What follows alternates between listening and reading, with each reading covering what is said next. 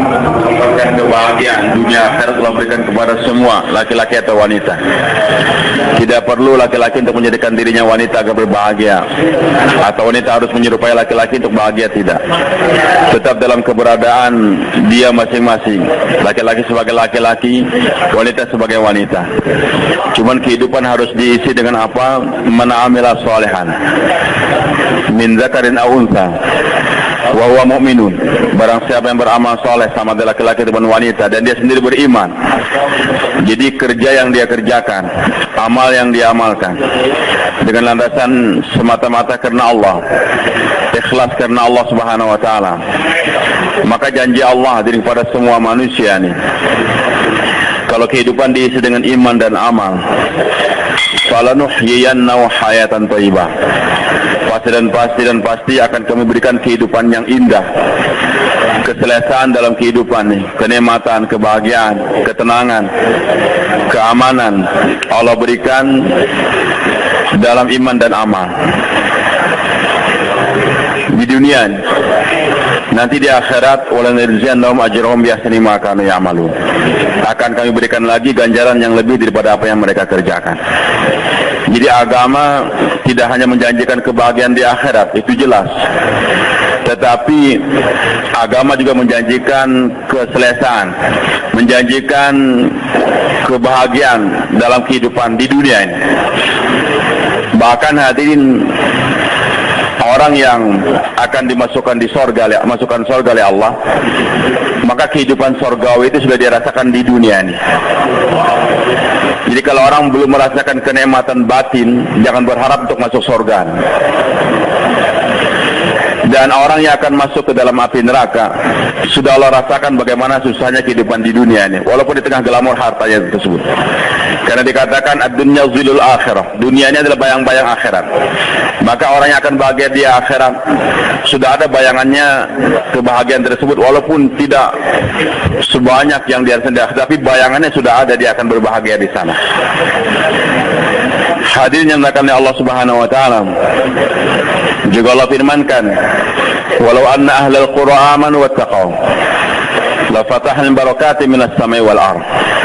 Jadi sekiranya masyarakat kampung-kampung, masyarakat negeri-negeri yang dahulu ini, mereka beriman dan bertakwa, di hatinya adalah ilaha illallah, dalam anggota tubuh dia ini ada ketakwaan, di matanya ada takwa, di lisannya ada takwa, di telinganya ada takwa, dalam gapaian tangannya ada takwa, dalam langkah kakinya ada takwa.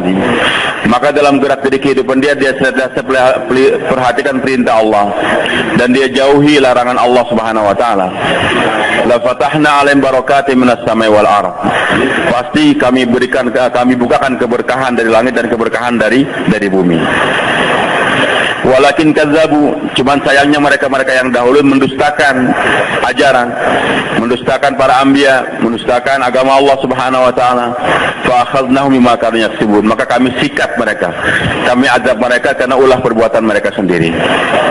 Hadirin yang dimuliakan oleh Allah Subhanahu wa taala, hari ini orang beriman merasa tidak aman. Bahkan kadang-kadang di suatu tempat yang namanya Serambi Mekah, ketika jenazah banyak kami angkat sewaktu tsunami, ada yang berkata, kenapa musibah diturunkan kepada kami orang beriman, tidak pada orang kafir? Jadi kenapa musibah turun kepada kami orang beriman, tidak pada orang kafir? Hadirin yang dimuliakan oleh Allah Subhanahu wa taala, keimanan yang mana yang akan menghadirkan keamanan di permukaan dunia ini?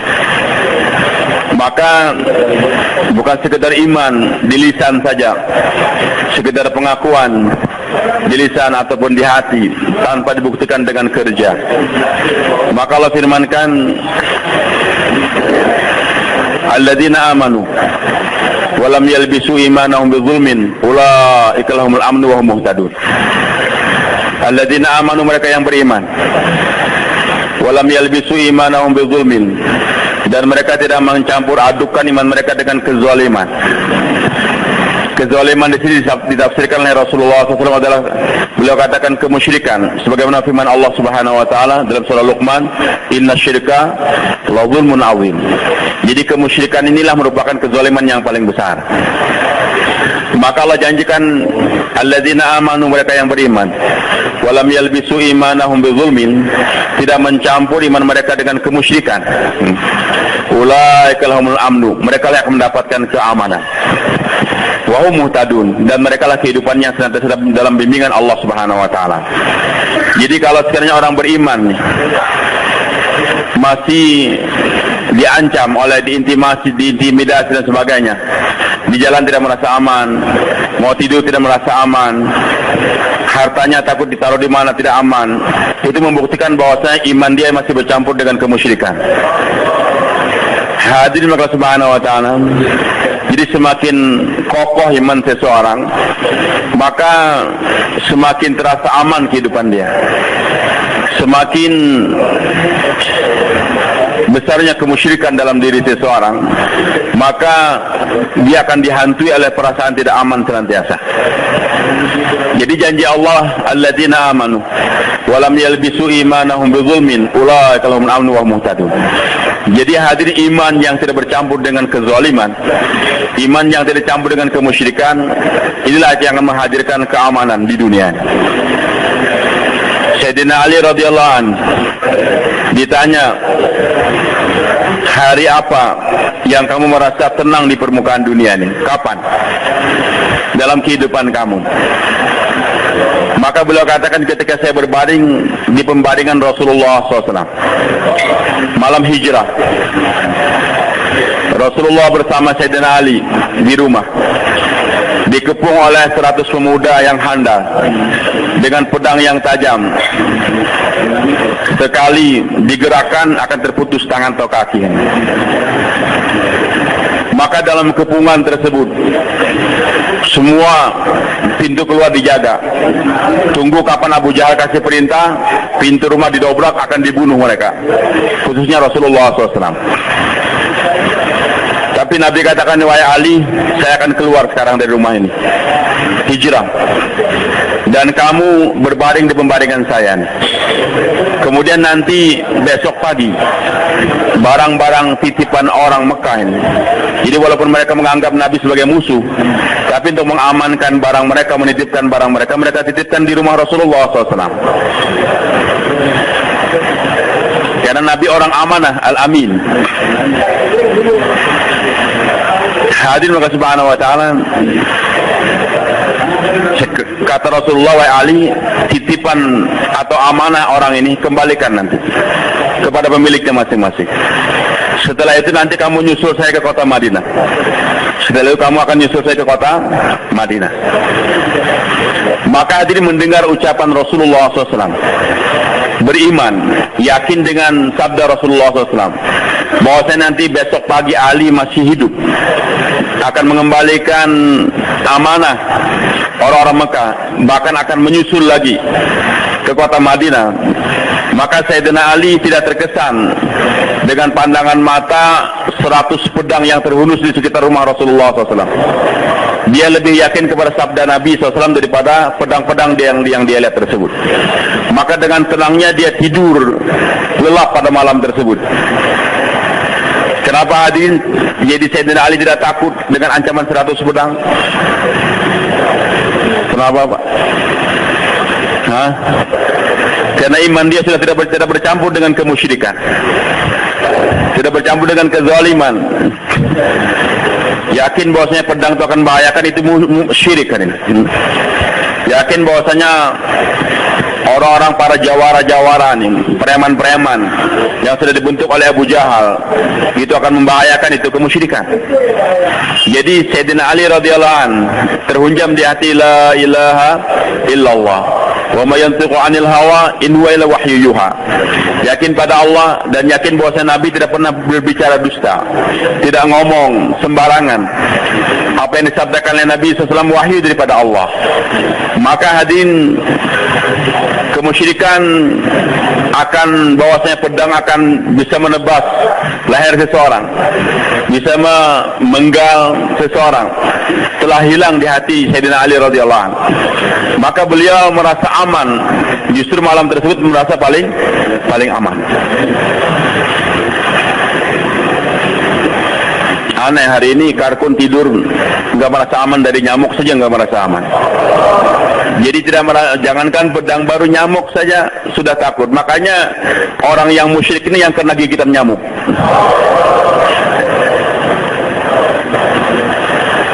Semoga Allah hilangkan kemusyrikan dalam hati kita.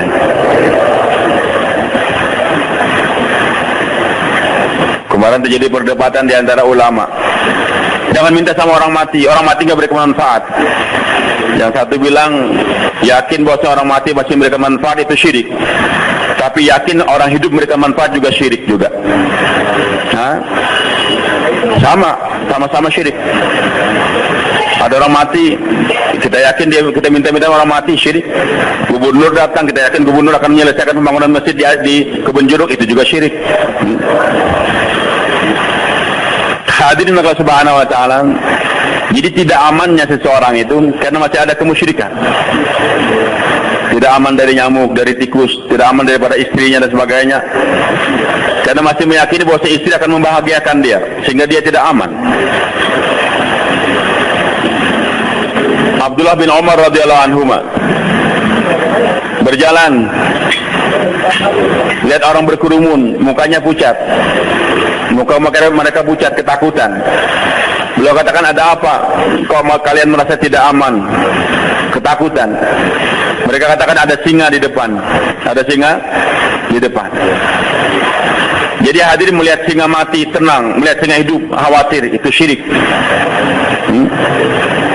Ya. Oh, singa mati enggak berbahaya. Singa hidup berbahaya, itu syirik. Jadi orang yang beriman, dia tidak bisa membedakan antara singa hidup dengan singa mati. Mudah-mudahan sampai ke sana level kita, insyaallah. Suatu saat Allah sampaikan. Maka beliau dengan tenang pergi menjumpai itu singa, dijewer telinga itu singa, dipukul, lari. Beliau katakan, jangan mengganggu orang ini, pergi kamu. Pergi itu singa. Orang heran, ilmu apa yang ada pada Abdullah bin Umar radhiyallahu anhu? Apakah pernah belajar ilmu kebal dan sebagainya, atau makan minyak bintang dan lain-lain sebagainya? Na'udzubillah. Bukan itu yang membuat orang hebat, hadirin. Maka beliau berbicara berpidato dengan tegar di hadapan orang yang ketakutan. Beliau katakan, shadaqa Rasulullah sallallahu alaihi wasallam. Benar Rasulullah SAW. Innani sami'tu yaqul. Saya telah betul-betul mendengar dengan telinga saya ini, beliau bersabda, man khafallaha akhafallahu minhu kulla syai'in. Barang siapa yang hanya takut kepada Allah, maka Allah jadikan segala sesuatu takut dari dia. Wa man lam yakhafillaha akhafahullahu min kulli syai'. Barang siapa yang tidak takut kepada Allah, masih ada kemusyrikan di hati dia, Allah akan jadikan dia takut dari segala sesuatu. Dalam hadis yang lain Nabi sabdakan, innama yusallatu ala ibn Adam ma khafa ibn Adam. Jadi dikuasakan kepada anak Adam apa yang ditakuti oleh anak Adam tersebut. Dikuasakan kepada anak Adam apa yang ditakuti anak Adam. Kalau anak Adam ini takut sama tentara, maka dia akan ketakutan terus sama tentara. Akan dikuasai tentara dia. Takut sama polisi, akan dihantui oleh polisi terus. Takut sama preman, akan takut sama preman terus. Takut sama singa, akan ketakutan terus dengan singa tersebut. Hadirin subhanahu wa ta'ala. Jadi apa yang dia yakini sesuatu akan memberikan kebahagiaan atau kesengsaraan, maka dia akan begitu. Begitu pula orang yakin, saya ini akan bahagia kalau main golf. Kalau nggak main golf, saya nggak akan bahagia. Maka suatu saat dia akan disakiti oleh golfnya sendiri. Saya ini nggak bisa hidup tanpa sambal. Kalau nggak pakai sambal makan nggak bisa saya ini. Mati saya, akan mati kena sambal nanti. Ya. Jadi orang itu hadirin subhanahu wa ta'ala akan diberikan kecelakaan, diberikan rasa tidak aman dalam kehidupan dia dengan apa yang dia yakini tersebut. Maka hadirin Allah, kalau di hati kita ini murni hanya iman pada Allah, yang memberikan kebahagiaan itu adalah bukan harta, maka harta tidak akan bisa membuat dia stres, tidak akan dia stroke gara-gara hartanya dicuri orang. Begitu pula hadirin, silakan Anda punya hobi, makan sambal kah, makan cabai kah, tapi jangan yakin bahwa cabai yang membahagiakan. Saya ini kalau nggak ada cabai nggak bahagia, nanti Anda akan menderita gara-gara cabai itu sendiri. Saya saya ini nggak akan bahagia, nggak kuat kalau 4 bulan, karena 40 hari lewat nggak bisa mandang wajah istri, saya nggak kuat, nanti akan mati gara-gara cinta pada istri Anda sendiri. Maka Jibril alaihissalam memberikan nasihat kepada Rasulullah SAW. Ya Muhammad SAW, habibaka haunan ma, fa'asa yakuna baghidaka yawman ma. Wahai Muhammad SAW, cintai apa yang kau cintai itu sekedarnya saja. Nanti suatu saat akan jadi musuh kamu. Jadi apapun yang kita cintai, manusiakah, bendakah, sekedarnya. Mencintai istri sekedarnya, jangan berlebihan. Mencintai anak sekedarnya. Mencintai ayah sekedarnya. Mencintai makanan sekedarnya. Tapi kalau dicintai berlebihan, nanti akan jadi musuh kamu suatu saat. Kalau bapak dulu suka makan kambing, sekarang nggak bisa. Oh, nggak kuat saya, kolesterolnya banyak, stroke nanti makan kambing. Kenapa? Dulu pernah punya keyakinan kambingnya akan membahagiakan dia. Hadirin yang dimuliakan Allah Subhanahu Wa Taala, satu orang saya lihat kasihan dia, pedagang emas, sibuk berdagang terus. Kadang-kadang sholat pun terlalaikan, dan dia yakin bahwa inilah satu-satu dia, usaha emas satu-satunya yang akan bawa dia ke bahagia. Datang perampok 6 bulan, tiap hari, tiap saat beli cash, 1 on, 2 on, beli cash terus, sehingga dipercaya betul. Setelah 6 bulan, suatu pagi dia datang habis subuh, Pak Haji mau beli 2,5 kg, 2,5 kg emas. Nggak ada di rumah, ambil di toko saja. Nanti kita sama-sama sekarang, pagi-pagi. Sampai di toko, dia buka almari besinya. Waktu menunduk langsung dipukul oleh itu pencuri, oleh perampok. 2 temannya sudah nunggu. Ini orang pingsan, habis semua berangkasnya, emasnya diambil semua. Setelah siuman ternyata sudah habis semua. Sampai sekarang beliau stroke. Hartanya habis, dirinya stroke. Kenapa? Karena yakin gara-gara emas dia akan membahagiakan. Maka orang yang mencintai emas berlebihan daripada segalanya, suatu saat akan diuji oleh emas tersebut. Begitu pulang nggak bisa keluar 3 hari gara-gara kecantikan istrinya. Nanti istrinya ngomel kalau nggak berangkat. Hati-hati, suatu saat dia akan stroke gara-gara istrinya. Istrinya dibawa kabur oleh laki-laki yang lain. Maaf, hadirin, bukan untuk bercanda nih. Menjelaskan apa yang dikatakan oleh Nabi SAW, apa yang dikatakan Jibril alaihissalam. Maka hadirin, keamanan tidak akan datang dalam kehidupan seseorang kalau keimanan dia masih bercampur dengan kemusyrikan. Alladzina amanu wa lam yalbisu imanahum bidzulmin ulaika lahumul amnu wa hum muhtadun. Jadi orang yang beriman dan tidak mencampur iman dia dengan kezaliman, itu kemusyrikan, pasti mereka aman. Kemusyrikan Allah katakan 2 dalam Al-Quran, dalam akhir surah Yusuf. Syirik jali, syirik khafi. Kenyataan yang ada Allah katakan dalam Al-Quran, wa ma aktsarun nasi walau harasta bimu'minin. Wahai Muhammad SAW, bagaimanapun kamu serakah, dan seorang nabi harus serakah, dai harus serakah. Bagaimana orang harus beriman, kita minimal harus serakah, harus terbentuk 13.230 jamaah 4 bulan, 443 jamaah 4 bulan, 8.787 jamaah 40 hari. Serakah harus nih, bahkan lebih daripada itu, jangan lemah. Tapi bagaimanapun serakahnya seorang dai, bagaimana orang bisa beriman, jamaah terbentuk, tetap akhirnya Allah katakan, wa ma aktsarun nasi walau harasta bimu'minin. Wahai Muhammad SAW, bagaimanapun serakahnya kamu, tetap kebanyakan manusia tidak beriman. Mayoritas penduduk dunia ini tidak beriman. Tapi kita harus serakah, sebagaimana targetnya semua orang harus beriman. Semua orang harus beriman. Tapi kenyataannya beriman sedikit nanti. Namun Allah Subhanahu Wa Taala tidak memberikan ganjaran kepada seorang karena kerja dia. Allah memberikan ganjaran kepada seorang karena niat dia. Maka Nabi sabdakan, niatul mu'min khairun min amalihi. Amal kita ini hanya bahkan tidak mencapai batas, tapi kalau niat bisa menembus batas. Jadi saya berangkat, walaupun sekarang di Taskil hanya ke Lampung maunya. Target saya bagaimana, bukan memang saya berangkat sekarang ke Lampung, tapi keberangkatan saya, target saya bagaimana orang sedunia beriman. Sesamanya di Lampung, Taskilannya cuma 1 saja, 1 orang saja. Tapi kita serakah bagaimana seluruh dunia beriman waktu itu. Maka Allah berikan pahala Taskilan 1 dunia hari ini. Jadi Allah tidak memberikan ganjaran sesuai dengan amal seorang, tidak, tapi apa yang dia niatkan. Maka niat harus dibesarkan. Nah, Nabi kita Muhammad SAW punya niat semua orang harus beriman, dan beliau kerja ke arah sana, tapi yang beriman ternyata sedikit.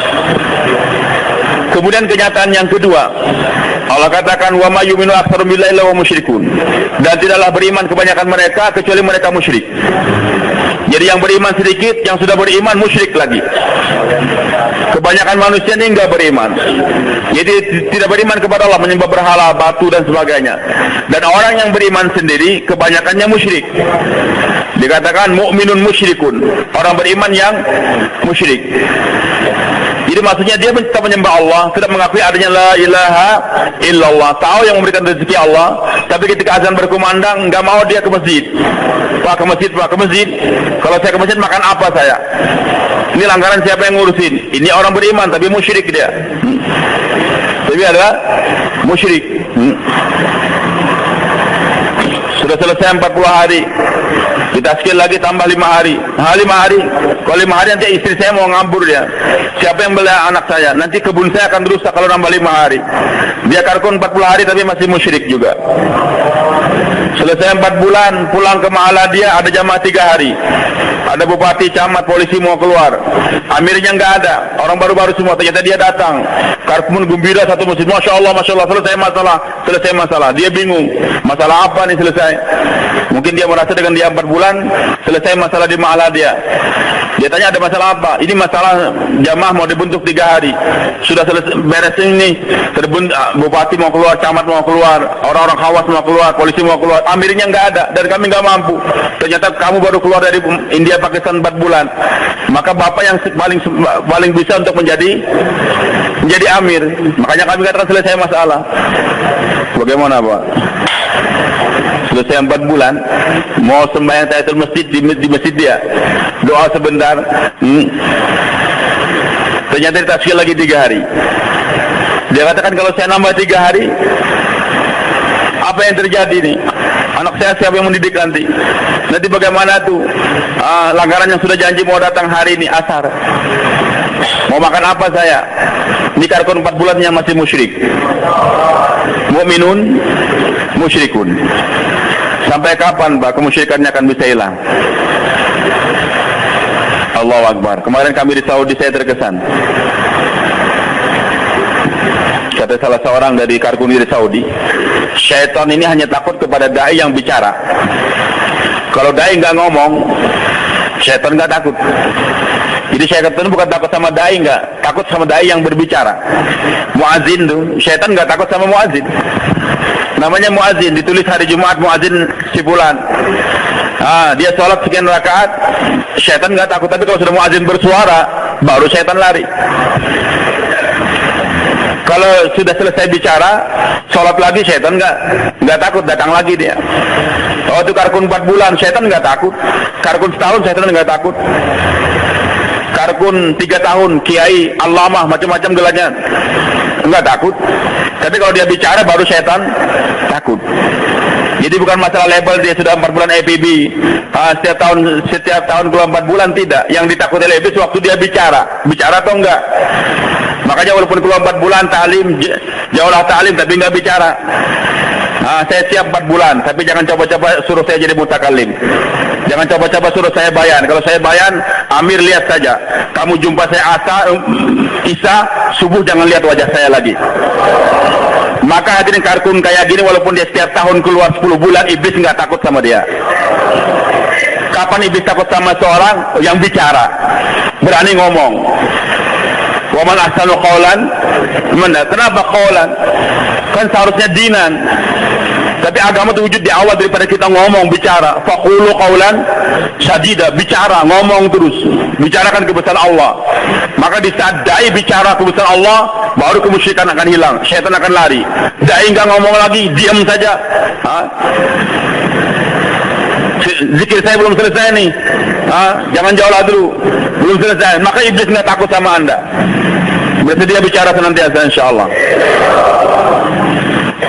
Hadirin yang dimuliakan Allah, maka untuk mengobati 2 macam kemusyrikan tadi Allah katakan, obatnya enggak ada jalan lain. Qul hadhi sabili ad'u ila Allah ala basiratin ana wa man ittaba'ani, untuk mengobati dua macam kemusyrikan tersebut. Tidak ada jalan lain. Bukan dengan cara bentuk partai, bukan dengan cara macam-macam, tidak. Hanya satu jalan, yaitu ad'u ilallah, berdakwah, mengajak manusia kepada Allah. Tapi dengan ala basirah, yakin bahwa saya dengan gerak seperti ini, dengan dakwah ini, dengan saya bicara kepada Allah, akan terselesaikan masalah. Ala basirah. Jadi seorang dai harus punya basirah. Sebagaimana orang-orang pekerja dunia ini punya basar. Basar itu pandangan mata yang kasar ini. Basirah pandangan hati. Hadirin maka subhanahu wa ta'ala, seorang petani ini, panas kepanasan, hujan kehujanan, dia pergi ke sawah istiqomah. Kenapa? Karena dia punya basar, punya pandangan mata, yakin bahwa saya dengan pertanian dia selesai masalah. Dia akan bisa membiayai anak dan istrinya, anaknya akan sekolah daripada pertanian dia tersebut. Itu yang membuat dia istiqomah. Hujan kehujanan, panas kepanasan, pedagang, tiap hari dia berdagang, bahkan sampai lembur dia. Walaupun anak buah dia sudah pulang semua, dia masih beri toko saja. Kenapa? Yakin dengan perdagangan dia akan terselesaikan segala permasalahan dia, walaupun yang diyakini dia belum meyakinkan. Begitulah pegawai, tiap hari pergi ke kantor, apalagi tanggal 1, semangat betul dia. Kenapa? Yakin dengan gaji 1 bulan tersebut akan mencukupi keperluan dia. Nah, seorang dai ketika berangkat jauhlah 2,5 jam, 8 jam, 40 hari, 4 bulan, harus lebih yakin dengan gerak supaya itu akan selesai segala permasalahan dia. Belum bisa dipahami. Jadi hadirin ala basirah, bahwasanya seorang dai harus lebih yakin daripada pedagang, petani sebagainya tadi, bahwasanya dengan gerak seperti ini akan datang pertolongan dari Allah, terus selesaikan segala permasalahan dia. Masalah ekonomi dan sebagainya akan diselesaikan dengan kerja dakwah. Ana wa man ittaba'ani wa subhanallahi wa ma ana minal musyrikin. Jadi siapa yang diizinkan oleh Allah untuk mendeklarasikan, mengumumkan wa ma ana minal musyrikin? Siapa yang diizinkan? Hanya mereka yang berdakwah, dai. Kiai enggak boleh mengiklankan wa ma ana minal musyrikin. Presiden, gubernur, orang kaya tidak bisa, orang santri tidak boleh mengiklankan wa ma ana minal musyrikin, atau belum bisa mendeklarasikan dirinya. Yang dibolehkan mendeklarasikan dirinya wa ma ana minal musyrikin siapa? Hanya dai. Wa subhanallahi wa ma ana minal musyrikin. Hadir subhanahu wa ta'ala. Jadi orang hanya bisa senantiasa membesarkan subhanallah. Apapun yang terjadi, kehebatan apapun, dia hanya mengatakan subhanallah wa ma ana minal musyrikin. Kalau dia tidak berdakwah, susah untuk mengatakan subhanallah. Dia punya kekayaan, nyumbang terus untuk masjid, mengatakan subhanallah repot. Dia akan mengatakan sayang biaya dan sebagainya. Dia ngajar terus, setiap hari ngajar, nggak pernah dakwah. Maka untuk mengatakan subhanallah, mengatakan kebesaran Allah agak repot. Dia akan mengakui saya yang lebih hebat. Kenapa kamu pindah guru sana? Kenapa pindah pesantren? Apa saya nggak mampu ngajar kamu? Begitulah yang belajar dan belajar terus, bagi pada satu guru saja, dan dia nggak dakwakan apa yang dia pelajari. Maka dimanapun dia menceritakan kehebatan gurunya, kewalian daripada guru yang dia miliki tersebut. Hadirin, untuk menghilangkan itu semua, tidak jalan lain. Qul hadhihi sabili ad'u ila Allah ala basiratin ana wa man ittaba'ani. Jadi yang pandai membicarakan kebesaran Allah siapa? Dai. Kalau orang nggak berdakwah, dia banyak bedah buku terus, nanti dalam pembicaraan dia pasti yang dia bicarakan kehebatan gurunya. Guru kamu siapa sih? Syarat kamu apa? Kalau guru saya ini kayak ini, dokter ini, profesor ini. Jarang dia membicarakan kebesaran Allah. Kehebatan buku dia ceritakan kepada masyarakat, dia bodohkan masyarakat, dia salahkan, bid'ah kamu, syirik kamu. Tapi itu nanti apa? Dia juga musyrik. Yang dia ceritakan kehebatan gurunya, kehebatan kiainya. Maka untuk menghilangkan itu semua, qul hadhihi sabili ad'u ila Allah ala basiratin ana wa man ittaba'ani. Hanya kerja dakwah. Dan hadirnya menakannya Allah Subhanahu wa taala. Allah Allah perintahkan kepada umat yang dahulu untuk beribadah dan diberikan pahala yang besar pada mereka kalau beribadah, diberikan keselamatan. Tapi janji Allah pada ini umat akan diberikan pertolongan oleh Allah. Allah berikan pada kita dua, Pak. Beribadah dan berdakwah. Dengan beribadah dijanjikan pahala, dengan dakwah dijanjikan nusrah. Bisa dipahami nih, Pak. Kita angkat kepala kita sedikit. Dengan beribadah, sholat, puasa, zakat, haji dijanjikan pahala, ujur. Dengan dakwah dijanjikan apa? Nusrah. In tansurullaha yansurkum. Anda beribadah silakan ke Mekah, ke Madinah, umrah, haji silakan, dan dijanjikan pahala oleh Allah. Allah tidak menjanjikan pada ini umat nusrah dengan ibadah. Umat dahulu dijanjikan nusrah dengan ibadah, karena mereka tidak diwajibkan untuk berdakwah. Tapi untuk kita umat Nabi Muhammad SAW jangan berhayal Anda akan bisa menghancurkan kekuatan musuh Israel kah? Apakah? Dengan kekuatan ibadah tidak. Hanya dengan kekuatan dakwah. Jadi untuk menarik nusratullah hanya dengan dakwah. In tansurullah yansurkum. Beribadah kita dekatkan diri kita kepada Allah. Berdakwah mendekatkan hamba kepada Allah. Kalau kita semangat mendekatkan diri kepada Allah dengan berbaca amalan, tahajud kita berpanjang, itu silakan. Dan diharuskan dai berbuat demikian. Tapi pertolongan Allah dan itu diberikan pahala. Tapi Allah akan bantu Anda untuk melawan musuh, untuk berikan keamanan kalau Anda mampu untuk mendekatkan orang kepada Allah.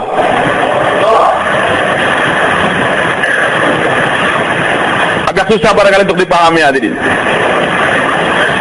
Istimewa Pakistan, saya sudah pernah ceritakan juga dahulu sini.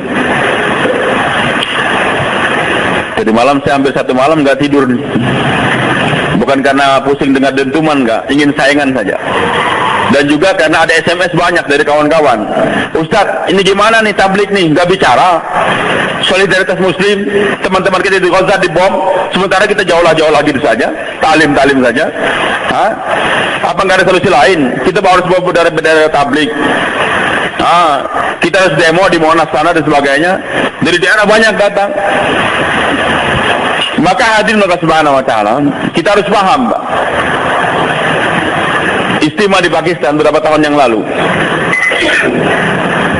Hadir satu orang pemain kriket.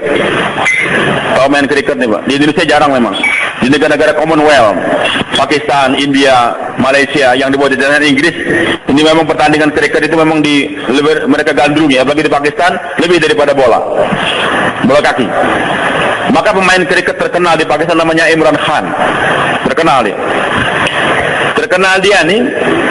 Di samping dia memang jago dalam main, dan saya yakin kalau sepatu yang dilempar oleh orang Irak kepada Jus Bus itu dipegang Imran Khan, kena kepala Jus Bus itu.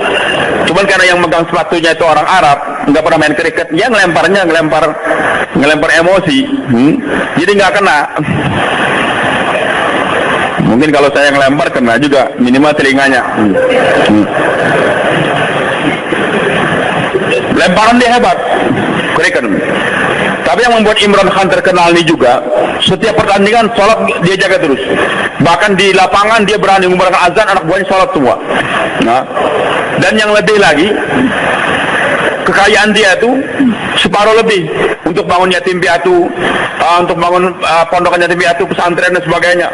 Masjid-masjid dia bangun dari uang dia pertandingan tadi. Suatu saat hadir dalam pertemuan, jumpa dengan Maulana Sa'ad Damat Barokatuh. Maka kata Maulana Sa'ad, wahai Imran, kamu sekarang keluar di jalan Allah.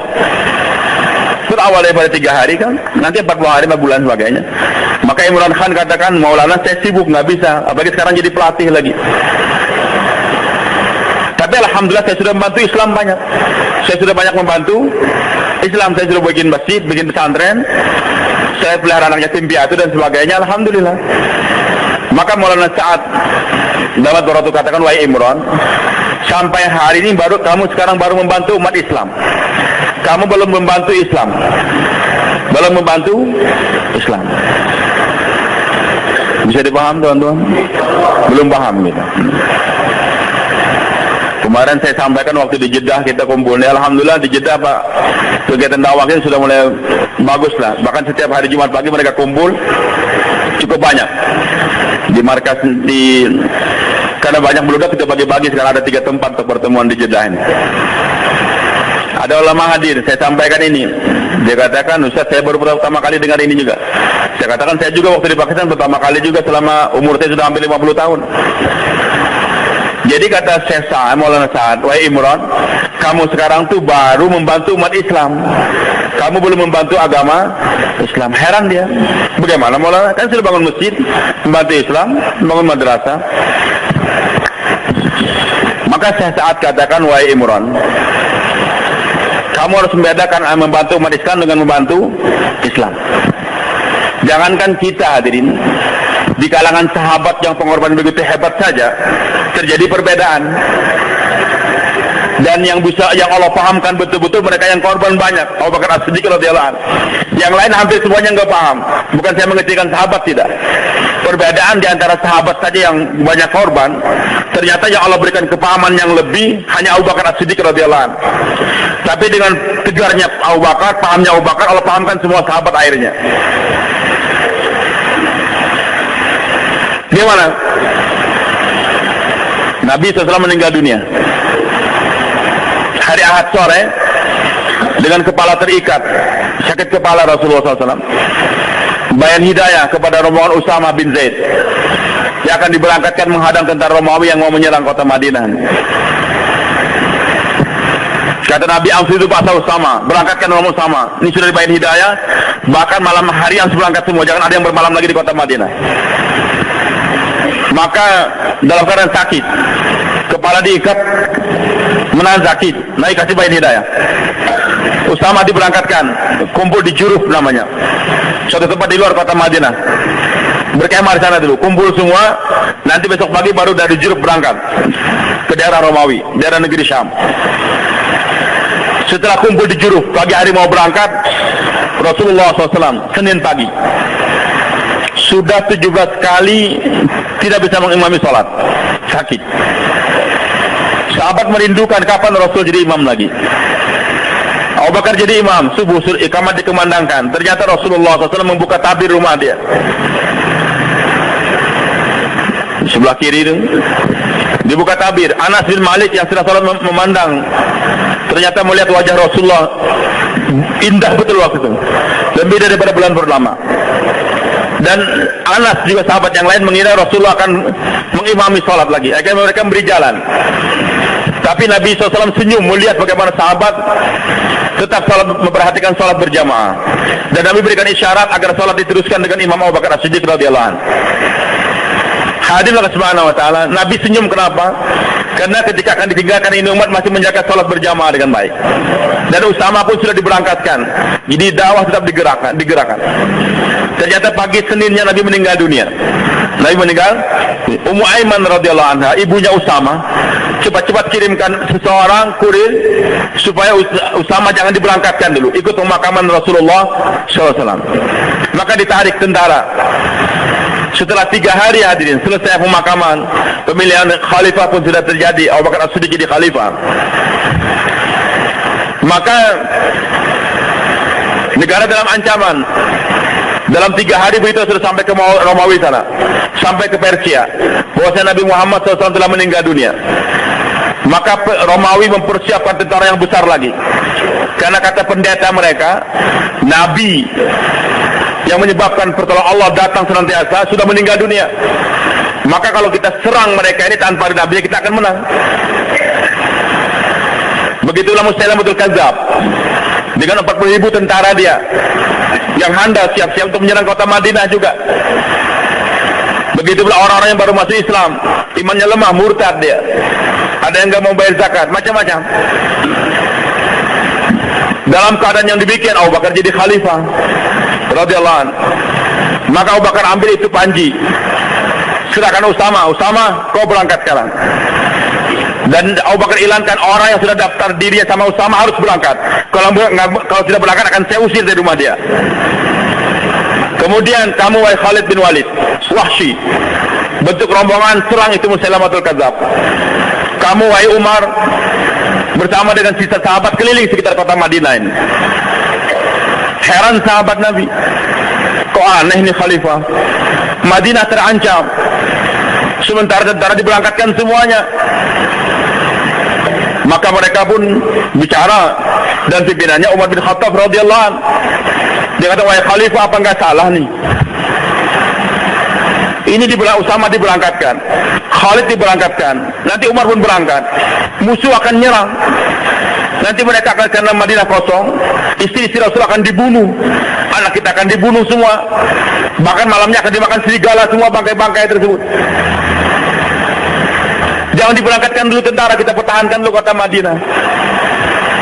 Abu Bakar katakan tidak.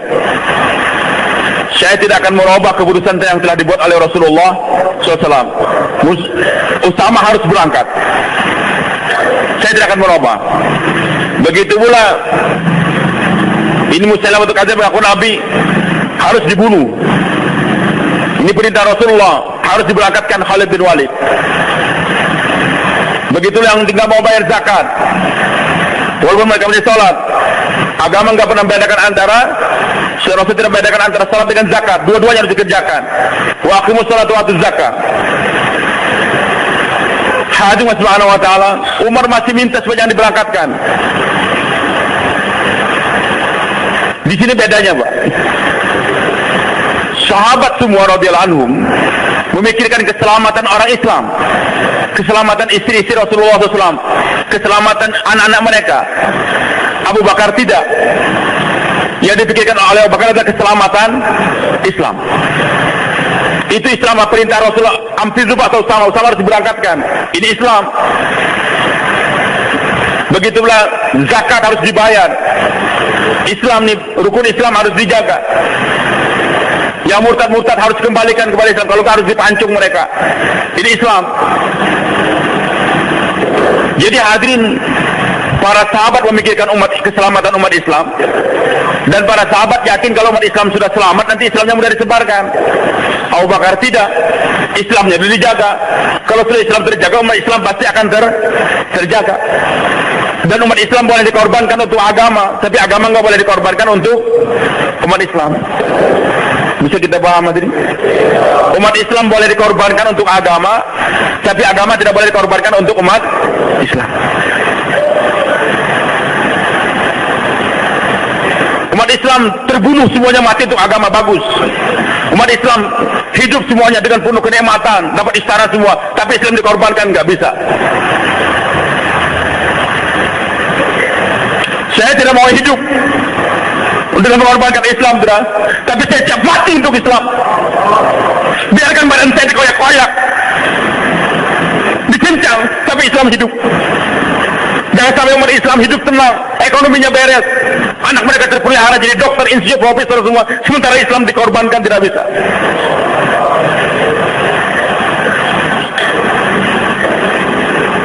Abu Bakar yakin intan surullah yansur, kalau kamu tolong agama Allah, yansurkum, kumnya itu umat Islam. Kamu umat Islam itu akan terpelihara kalau kamu pelihara agama. Bukan agama terpelihara karena anak kamu, tidak.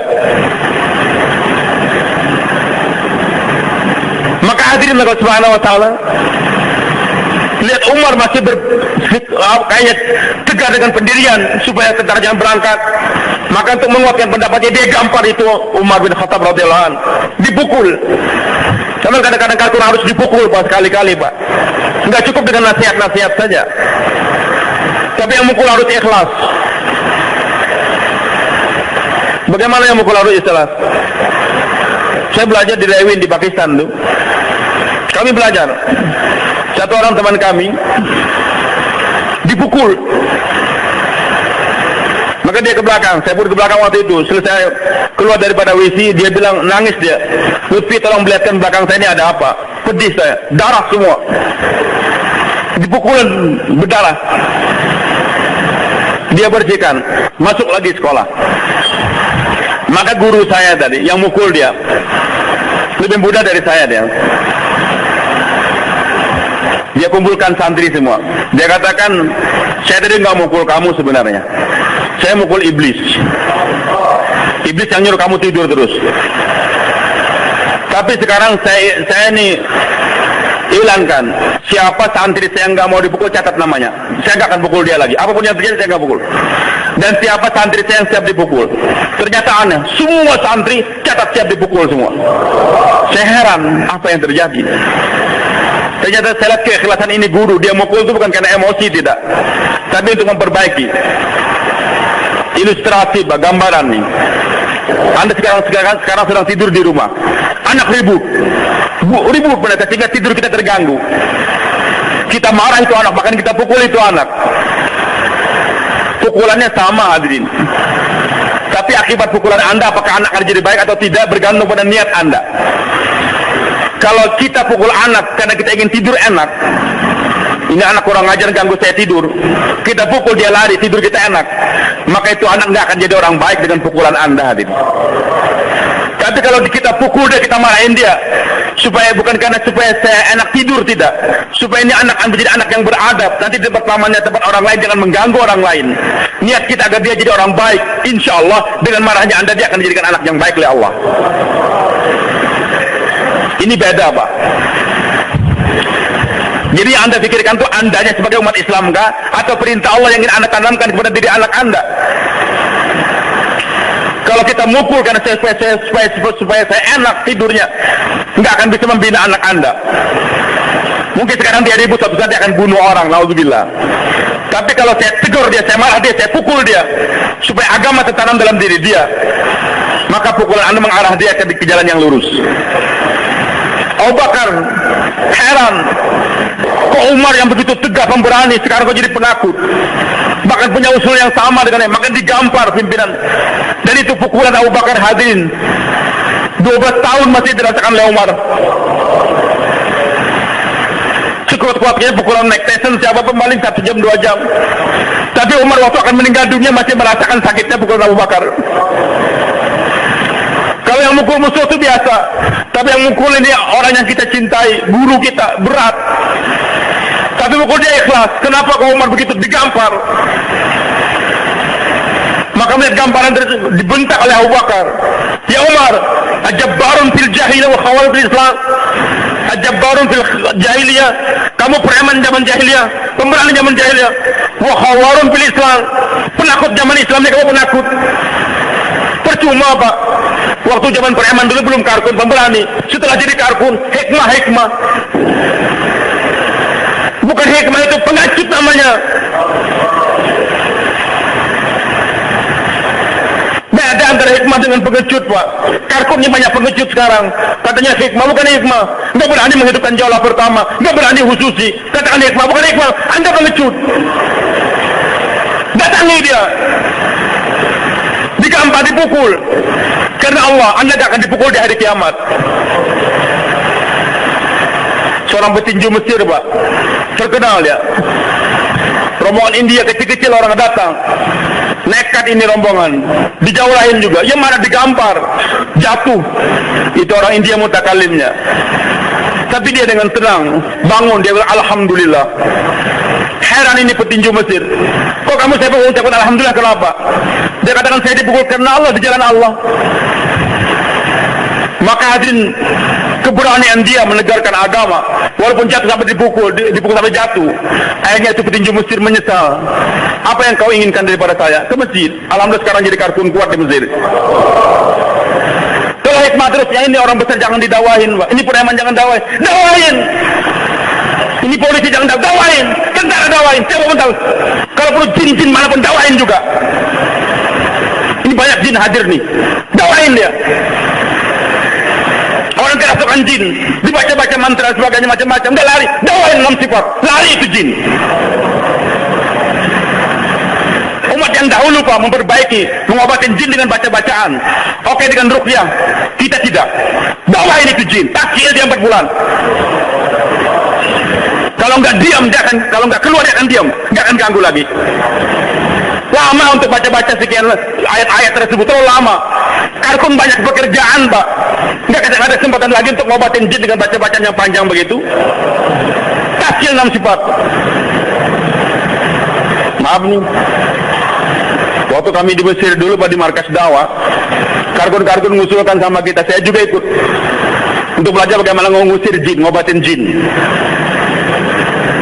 Jadi aja satu orang yang pakar ngajarin. Pertama, sesi pertama pengenalan ini jin Islam atau kafir, diukur.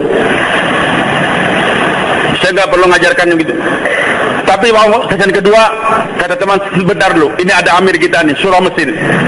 Kita minta pendapat dari dia, perlu nggak kita belajar ruqyah kayak begini?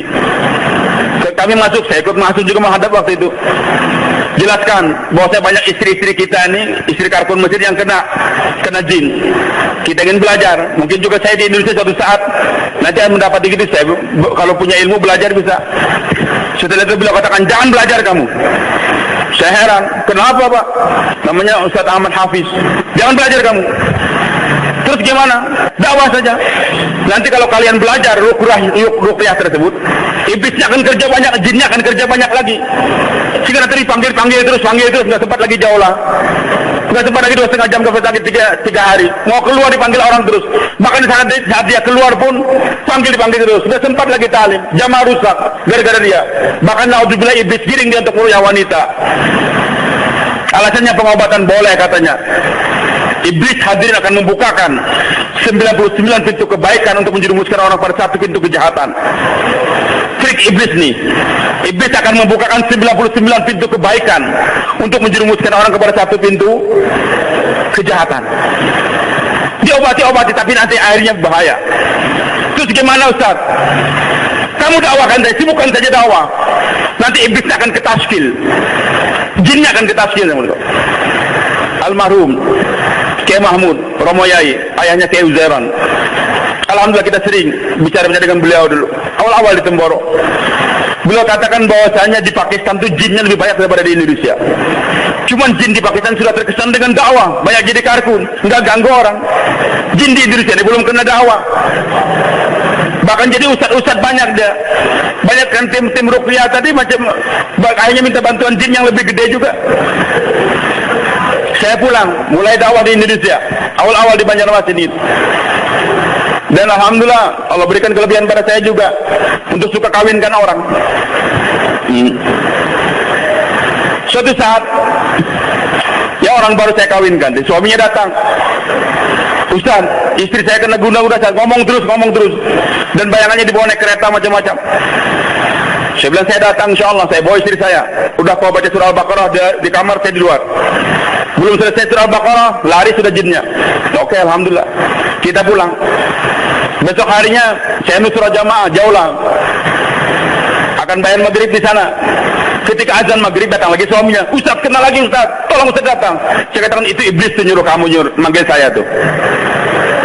Urusin kamu sendiri istri kamu, jangan manggil saya. Itu jinnya nyuruh saya jangan jauh lah. Udah jangan panggil karkun untuk mengobatin. Obati sendiri saja. Jadi hadis Subhanahu wa taala bukan gerak kita ke arah sana. Saya bukan menafikan hadis-hadis Nabi, Al-Qur'an tidak, silakan baca. Tapi untuk kita para dai-nya Allah, ada yang lebih hebat. Diapain? Didakwain itu jin. Jangan dicoba, diyakini. Coba-coba dulu, dakwain 6 sifat. Diketawain sama iblis. Diketawain sama jin. Maka hadirin maka Allah Subhanahu wa taala kembali kepada permasalahan. Digampar. Kenaiklah gamparannya. Umar pun akhirnya melihat nur. Dia katakan, betul Abu Bakar Siddiq, saya bersama kamu wahai Abu Bakar. Semua sahabat ini bersama Abu Bakar. Akhirnya apa hadirin? Jadi yang dipikirkan Abu Bakar adalah Islamnya. Sahabat memikirkan umat Islamnya. Maka ketika Abu Bakar tegar untuk memelihara Islam, intan suruh din Allah, kamu pelihara agama Allah yang suruhkum, kamu umat Islam akan terpelihara. Wa yansurannallaha may yansuru, Allah pasti akan membantu umat Islam yang membantu agamanya. Umat Islam tidak akan dibahayakan siapapun juga selama mereka membantu agama Islam. Musibah apapun terjadi pada umat Islam, karena umat Islam telah melupakan Islamnya itu untuk dibantu hadir. Usama diberangkatkan pertama kali jadi pimpinan tentara. Belum pernah sebelum memimpin tentara. Anak muda 17 tahun umurnya, lebih kurang. Yang diamiri orang-orang hebat semua. Tapi hadirin yang dimakan Allah, berkat ketaatan dan juga agama yang ingin dipelihara,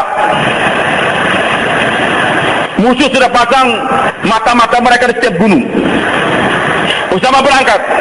Pertama agak santai dulu, tapi setelah beberapa hari semakin malam hari pun jalan juga. Nggak ada waktu istirahat lagi. Istirahat sebentar, jalan lagi, malam hari jalan.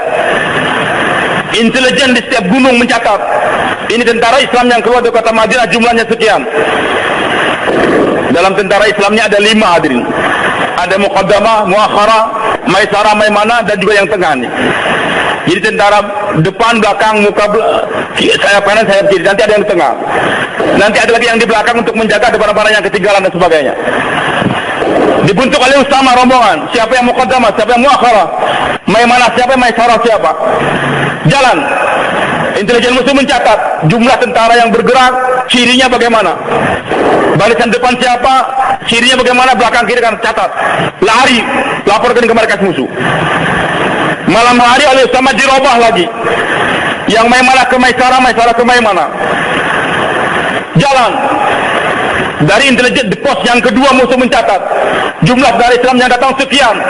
Sayap kanannya gini cirinya, sayap kanannya ciri, masuk lagi di pos sana.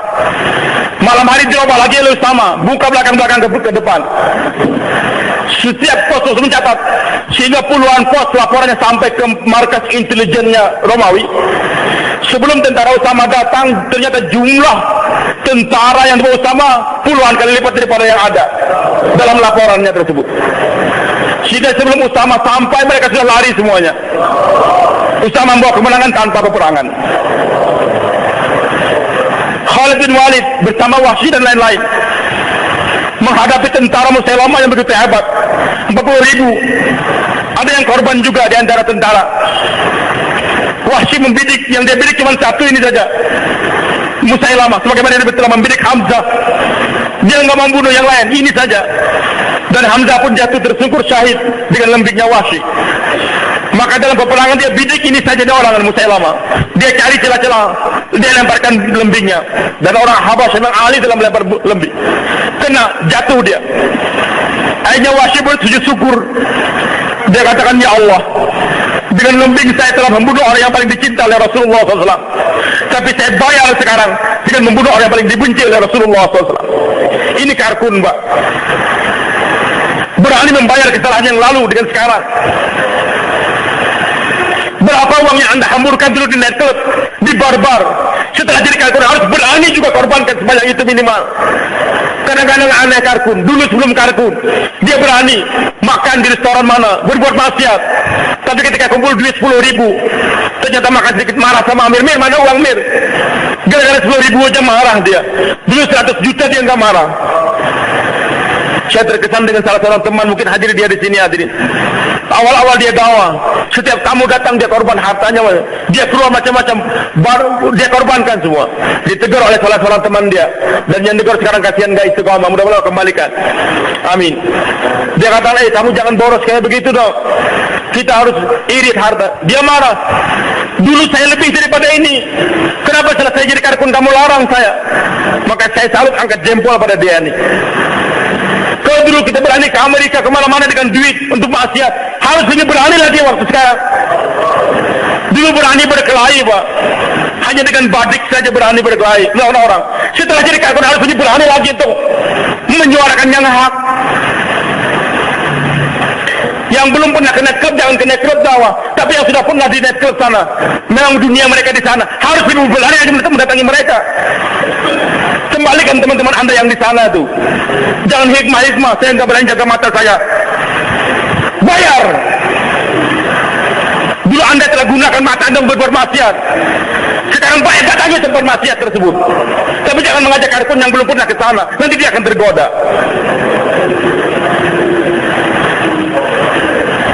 Hadirin yang subhanahu wa ta'ala, di tempat kami polisi alhamdulillah sudah mulai banyak ikut. Suatu saat saya mendengar ada laporan, Ustaz, kemarin ada dakwah di nightclub ini. Saya bilang, siapa yang dakwah? Oh, polisi ini. Enggak apa-apa, memang dunia beliau memang tadinya di sana. Para intelektual masuk nightclub biasa.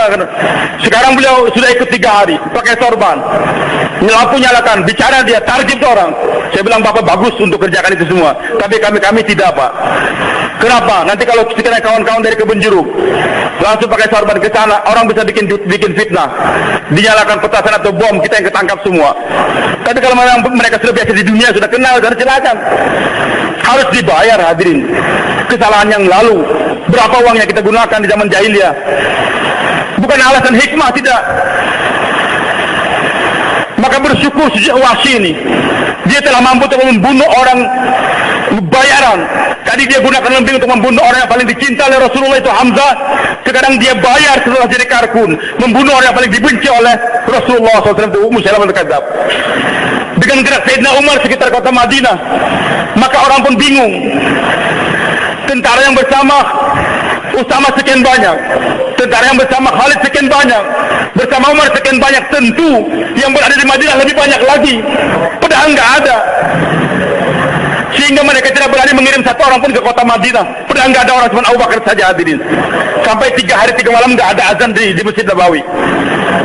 Tapi dengan Islam dipelihara, umat Islam pun terpelihara. Maka Maulana Sa'ad katakan, wahai Imran, kamu sekarang baru memelihara umat Islam. Hadir membangun masjid, bukan untuk Islam, Pak. Maaf, untuk umat Islam. Kita bangun masjid untuk apa? Untuk siapa? Susah untuk mengatakan bukan untuk Islam, Pak. Mungkin Anda bicara sebentar tadi digorok orang, Pak. Ini apa nih fatwa-fatwa apa kok kita bangun masjid bilang bukan untuk membantu Islam? Hadirnya negara Allah, umat Islam nih Pak, tanpa masjid bisa sholat. Bahkan inilah kelebihan Islam dengan agama yang sebelum, kelebihan umat Nabi Muhammad daripada umat yang lain. Umat-umat dahulu, umat Nabi Musa, umat Nabi Isa, mereka itu tidak boleh sembahyang di sembarang tempat. Di jalan-jalan nggak bisa Pak. Mereka itu untuk sholat harus di tempat khusus, di musallanya, di sawamnya. Tapi untuk umat Nabi Muhammad, kata Rasulullah, Allah berikan kepadaku 5 kelebihan. Di antaranya, ju'ilat liyal ardu masjidan wa tahuran. Bumi ini semua dijadikan untuk aku dan umatku ini masjid dan tempat sujud. Dan tahuran, tempat untuk bersuci, bisa digunakan untuk bertayamum. Umat dahulu nggak ada tayamum, Pak. Tayamum hanya untuk umat Nabi Muhammad SAW. Maka untuk kita umat Nabi Muhammad di padang pasir salat silakan, di tengah sawah salat silakan. Suatu saat ini masjid direhab semua, kita pindah salat di tengah jalan boleh.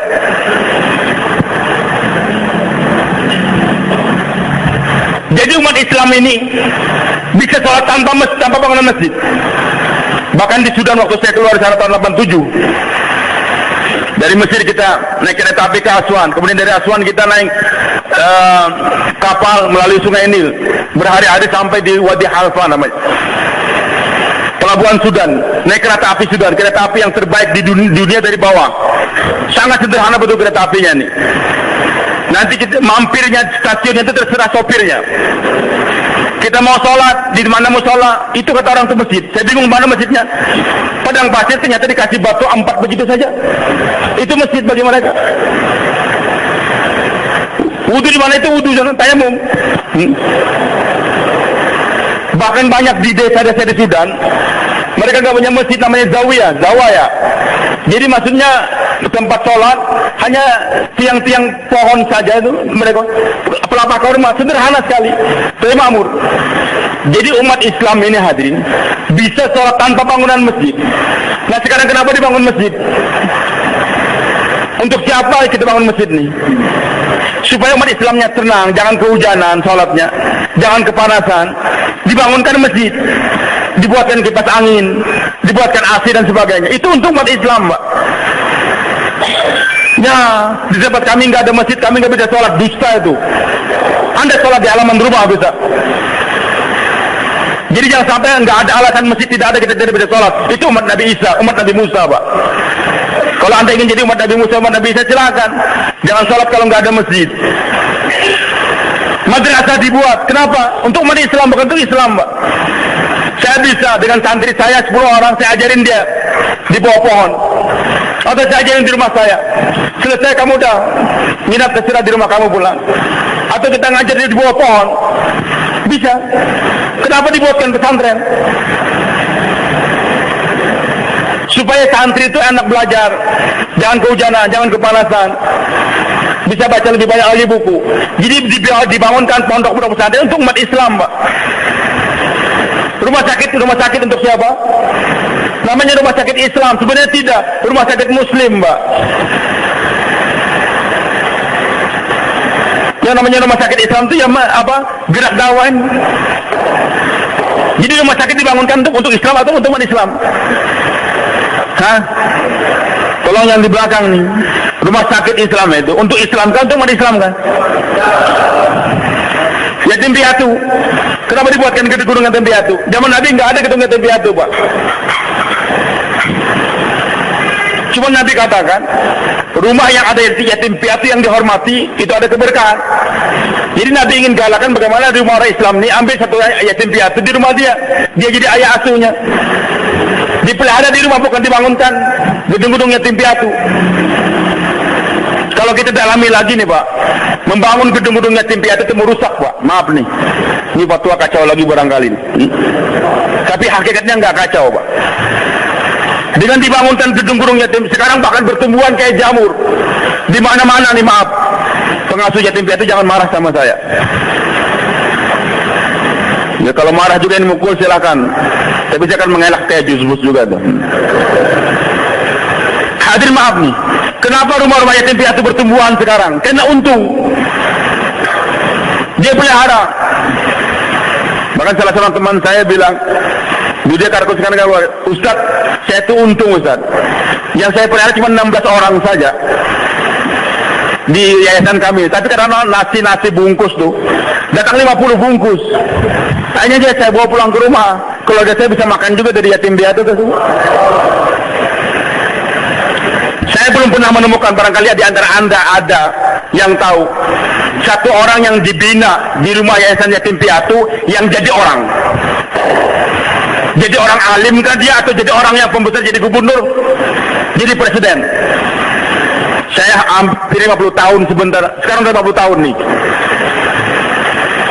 Belum pernah saya lihat pimpinan negara dari yatim piatu yang dipelihara di gedung tersebut. Saya belum pernah melihat seorang yatim piatu yang dipelihara di gedung yatim piatu jadi orang kaya mau menyumbangkan sekian banyak duit, tidak. Jiwanya dirusak, ditanamkan untuk minta-minta senantiasa.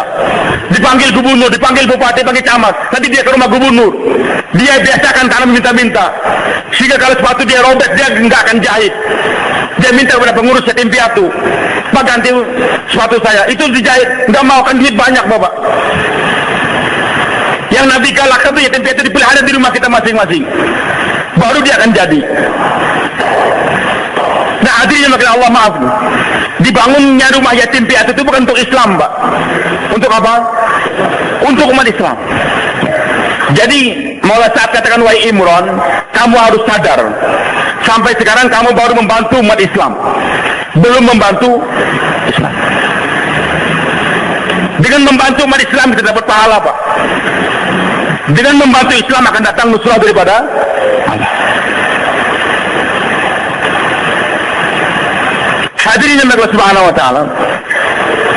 Ajib nih. Baru tersentak. Maka kata Imran Khan, wahai Maulana, baru sekarang ini saya dengar penjelasan seperti ini. Jadi problemnya ada pada umat Islam sekarang nih, hadirin, karena umat Islam enggak membantu Islam. Maka solusinya bagaimana? Kembali ke Indonesia untuk membantu Islam, baru akan ada nusratullah. Umat Islam dibunuh, kita semuanya ingin berkembangan dan sebagainya, kita membantu dia jangan sampai dibunuh, silakan, bagus, Pak. Tapi kalau hanya membantu umat Islam jangan sampai dibunuh saja, Pak, nanti umat Islam tempat lain akan dibunuh lagi juga. Kalau kita wujudkan Islamnya tersebut. Saya dengan semangat waktu itu, Pak, tahun 86 perang Afghanistan terjadi. Pokoknya saya datang ke Pakistan, ikut 4 bulan nanti akan perang saya ke Afghanistan. Semangat kita dengar kata. Maka kita dakwah-dakwah sana, akhirnya kata Mas Syahid, saya tidak menghalang kamu ke Afghanistan, silahkan. Tapi yang lebih penting sekarang itu kita kirim rombongan dakwah ke Afghanistan. Beliau katakan kalau hari ini Rusia keluar, itu tahun berapa Pak? Tahun 86. Berkecamuk, Rusia baru keluar tahun 92 atau berapa? Kalau hari ini Rusia keluar, beliau katakan Afghanistan akan lebih hancur lagi. Loh kenapa? Kita kan harus usir Rusia. Bukan mengusir Rusia. Wujudnya Rusia hari ini beliau katakan menyatukan orang Afghanistan semua. Rusia keluar sementara agama tidak ditanamkan dalam diri mereka, akan terjadi perang saudara di antara mereka. Jadi itu yang terjadi. Musibah datang, musuh datang. Itu kenapa umat Islam tidak dijaga oleh umat Islam? Masjid-masjidnya kosong, Pak. Maka yang lebih penting bagaimana kita tanamkan Islam dalam diri mereka. Ajak mereka untuk dakwah, bangkit. Maulana Mustaqim Damat Barakatuh cerita sama saya. Sebelum tahun 67, Pak, keluar di Palestina, di Masjid Aqsa, masjid ketiga. Jauh-jauh yang sholat subuh cuma beberapa orang. Israel sedikit, semua orang Arab waktu itu yang ada di sekitar Masjid Aqsa. Maka beliau katakan, wahai saudara imam, tolong ini masjid dijaga, dimakmurkan ini masjid. Kalau tidak nanti akan diambil orang. Imamnya ketawa aja. Ya ini orang India mau dawain orang Arab gimana sih? Ini masjid Allah, nggak akan direbut orang. Rombongan pulang, 67 Israel nyerang lagi. Sekian banyak dibunuh. Dan saya masih ingat waktu itu umur saya 8 tahun. Semua kurun ajilah. Ya Allah hancurkan Israel ya Allah. Di mana-mana di utara diudarakan itu doa. Tapi sampai sekarang Israel nggak hancur-hancur juga, Pak. Kenapa? Umat Islam lupa untuk membantu Islam nih, tidak memakmurkan masjid, sholatnya nggak dijaga, sehingga nggak terpelihara. Ketika sama-sama haji lagi ketemu, langsung dipeluk Maulana Mustaqim. Kata imam, sodakta, kamu benar. Jadi ada umat dahulu, Pak, Allah hancurkan ketika mereka tidak memelihara perintah yang namanya ibadah. Dari Islamnya ibadah. Kita ini tidak dipelihara. Kalau kita hanya memegang ajaran, hanya agama kita pegang, tapi Islamnya tidak kita tolong, hanya diamalkan saja, belum ada jaminan ibadah. Tapi intan surullah nusroh, maksudnya mendakwakan agama dengan ibadah, Pak, tidak ada janji ini umat akan dipelihara oleh Allah, kewajiban mereka. Tapi dengan dakwah baru akan ada pemeliharaan dari Allah. Maka hadirin makan Allah, gerak kita sekarang ini untuk membantu Islam. Kita tidak mengecilkan gerak saudara-saudara organisasi lain. Sekarang mereka menamakan organisasi Islam, sebenarnya organisasi umat Islam. Organisasi hati kita tidak mengecilkan mereka, tidak, maaf. Untuk perbandingan saja saya katakan, organisasi sekarang ini organisasi untuk membantu umat Islam. Yang mereka berjuangkan umat Islam sekarang miskin, umat Islam nggak punya perumahan, maka dibuat partai ini. Dan yang diperjuangkan di DPR oleh partai Islam itu apa? Yang diperjuangkan oleh orang anggota-anggota DPR oleh partai Islam di DPR itu apa? Umat Islam. Kalau Islam betul-betul menang, sampai di satu provinsi, Pak, gubernurnya bisa Kristen, umat Islamnya Pak mayoritas. Kenapa? Karena calon Islamnya 3, gubernurnya Kristen 1 saja. Kalau dia berjuang untuk umat Islam, untuk Islam, yang 2 akan ngalah, kamu saya maju, Islam akan maju. Tapi karena ada kepentingan umat Islam masing-masing di bawah mereka, nggak bisa bersatu, Pak. Teman kita namanya Santoso, tinggal di Jawa, Muslim dia, tapi Muslim Jawa, di Banjarmasin namanya Ahmadi, Muslim Banjar, di Sulawesi Muslim Bugis. Maka kalau kita berjuang membantu umat Islam saja, ada embel-embelnya, ini umat Islam dari Jawa, Muslim dari Bugis, umat Islam dari Kalimantan. Tapi kalau berjuang membantu Islam, ada bedanya enggak? Jadi umat Islamnya akan bersatu kalau sama-sama membantu Islam. Dan nusratullah akan datang kalau kita membantu apa? Islam. Hadirin maka subhanahu wa ta'ala, maka solusi sekarang dunia ini enggak ala basiratin itu, yakin kamu tuh dengan membantu agama Islam ini pasti akan datang pertolongan daripada Allah. Dan hadirin maka Allah, untuk umat yang dahulu, Pak, tadi subuh kita sampaikan di sini, mereka tuh Nabi SAW sabdakan, Maaf hadisnya nih. Bahwasanya orang itu dapat azab karena dosa-dosa dia. Karena dosa-dosa dia. Dalam Quran juga Allah katakan, "Ma'asul musibati bima kasabat aydikum." Musibah itu datang karena perbuatan kamu sendiri. Juga Nabi sabdakan, innal mar'a la yuhramu rizqa min dzambin yusibu. Orang itu mendapatkan musibah, orang itu mendapatkan terhalang rezeki. Susah jadi rezeki karena dosa-dosa dia. Jadi susahnya rezeki ini karena ada dosa. Musibah datang, baik tsunami diserang dengan bom macam-macam karena dosa. Baik. Untuk umat yang dahulu, Pak, mereka itu diampunkan dari dosa dengan banyak istighfar. Dengan banyak istighfar. Janji Allah nih, kalau mereka banyak berzikir istighfar, Allah ampunkan dosa mereka. Untuk kita juga diperintahkan untuk istighfar banyak-banyak. Bahkan Nabi sabdakan, istighfar rabbakum wa inni la astaghfirullah fil yaumi 70 maratan. Dalam riwayat 100 marah. Istighfar kamu. Saya itu istighfar kata Nabi setiap hari 70 kali atau sampai 100 kali. Itu Nabi, apalagi kita. Tapi hadirin maka Allah janjikan untuk umat dahulu, mereka itu akan diberikan maghfirah dengan istighfar mereka banyak-banyak. Untuk ini umat tidak. Untuk ini pun akan diberikan maghfirah dengan gerak membantu agama Allah. Banyak ayat Al-Quran menjelaskan demikian. Ya ayyuhalladzina amanu hal adullukum ala tijaratin tunjikum min azabin alim. Tu'minu billahi wa rasulihi wa tujahiduna fi sabilillahi bi amwalikum wa dzalikum khairukum in kuntum ta'lamun. Hasil daripada Anda berjuang, bergerak dengan harta dari sini apa? Yaghfir lakum dzunubakum. Diampunkan dosa. Ayat yang lain. Walladzina kafaru ba'dhum awliya ba'd.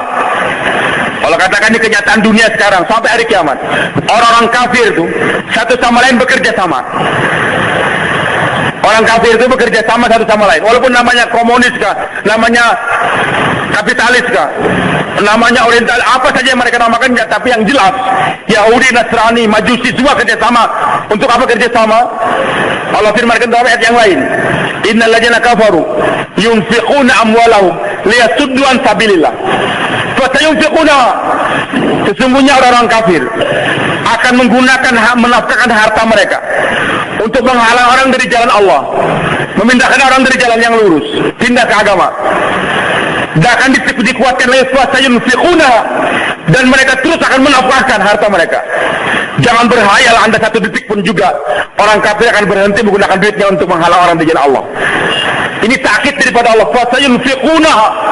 Mereka nggak pernah tidur, nggak pernah berhenti untuk menggunakan hartanya untuk menghalang orang dari Allah.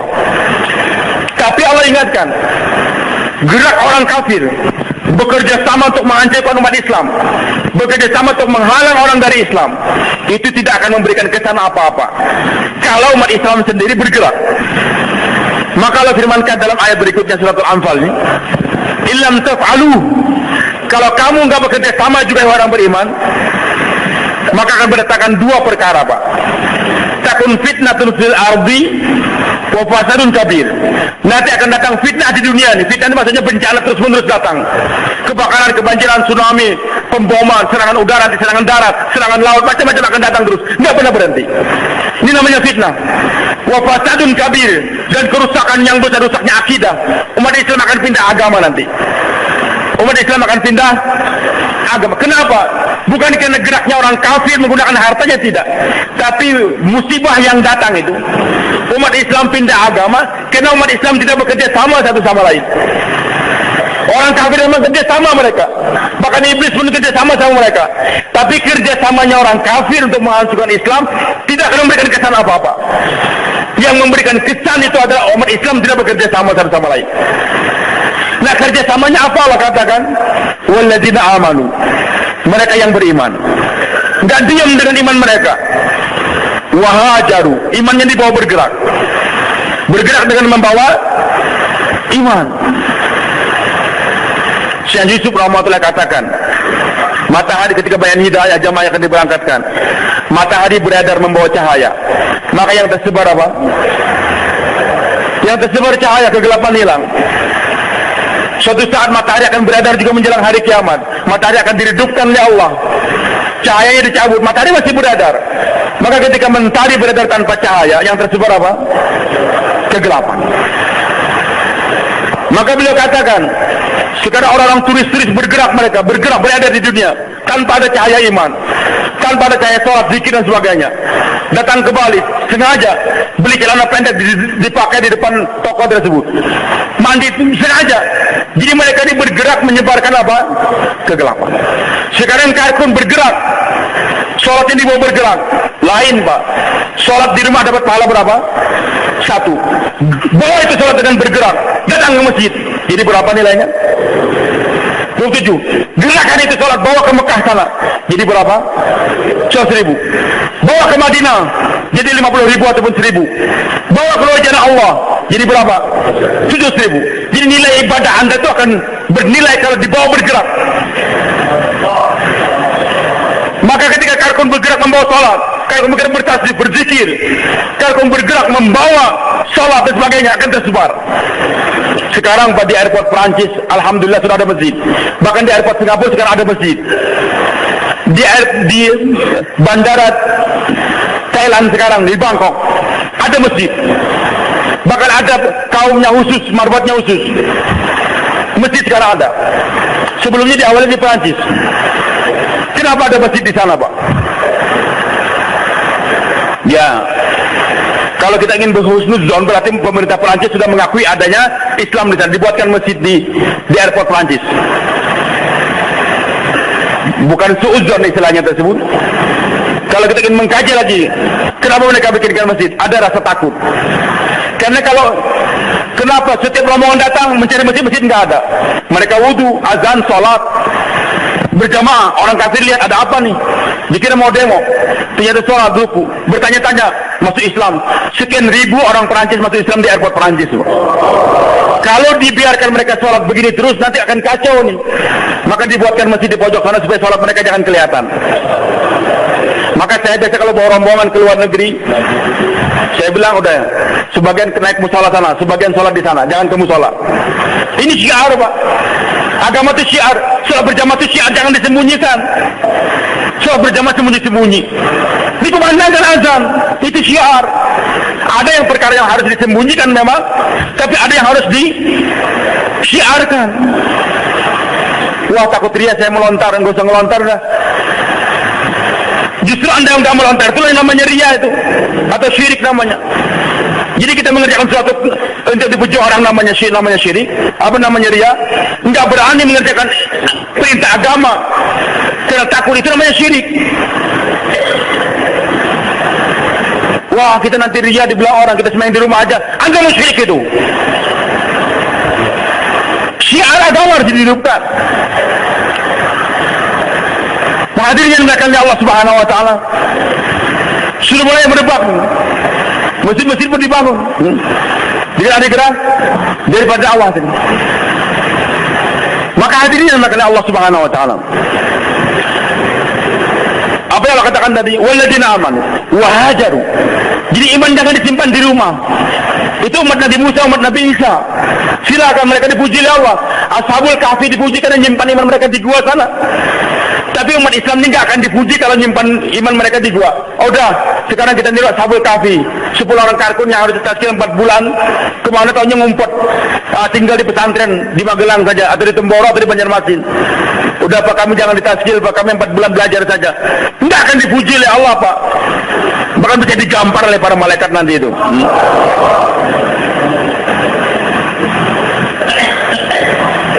Allah puji umat imannya dibawa bergerak, bukan dibawa berdiam, tidak. Sebagian orang memang harus belajar di pondok, tapi yang belajar pun harus gerak lagi. Waliyunziru qaumahum, bukan berdiam, tidak. Kemudian bergeraknya mereka untuk apa? Kalau hijrah, haji juga hijrah, sholat berjamaah juga hijrah. Tapi wajahadu fi sabilillah, di sini penekanannya, Pak. Bergeraknya mereka untuk memperjuangkan agama Allah. Ini gerak muhajirin. Jadi gerak mereka membawa iman. Jangan sampai mau bergerak mereka membawa kemunafikan. Geraknya membawa apa? Membawa iman. Berjauhlah, tundukkan pandangan. Tersebar cahaya. Berjauhlah sambil nengok perempuan. Assalamualaikum, waalaikumsalam. Ada bapak bu? Enggak ada. Oh ibu jaga sholat bu ya. Tapi dia waktu memandang jaga sholat, hatinya sudah masuk ke mau munafikan di hati dia. Memandang itu perempuan. Bapak kapan pulang bu? Saya sudah janda bu. Masuk lagi kemunafikan, bahaya, maaf nih. Na'udzubillah. Sampai ada karkun yang berjauh bisa berkhianat begitu, kenapa? Karena bergerak dia bukan membawa iman, membawa kemunafikan.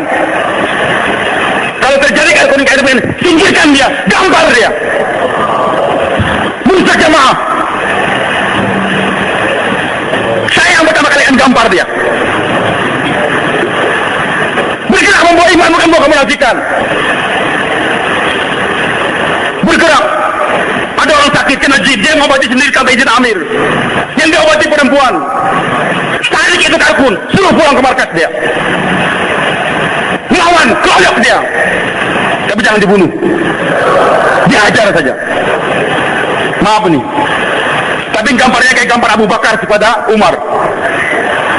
Karena kasihan sama dia, merusak jamaah.